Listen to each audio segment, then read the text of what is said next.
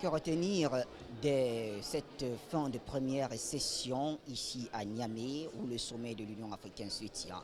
Notons tout d'abord la grande nouvelle, c'est que le Nigeria a effectivement signé cet accord de zone de libre-échange continentale. Le poids du Nigeria n'est plus à démontrer et l'on sait ce que cela peut apporter comme un coup de pouce sur l'économie du continent africain. Mais au-delà, il faut bien rappeler aussi que le Bénin a effectivement signé cet accord. Et donc on se retrouve désormais avec 54 signatures pour 27 ratifications, ce qui est historique, bien sûr, dans l'histoire même de l'Union africaine pour qu'un projet soit aussi vite adopté. Alors rappelons également que dans le cadre de cette première session, il a été décidé de la suppression des visas entre les Africains. En tout cas, c'est l'objectif visé par la SLEC et les uns et les autres espèrent que cela va pouvoir, on va pouvoir y arriver à cette suppression des visas. Autre chose, bien sûr, ce sera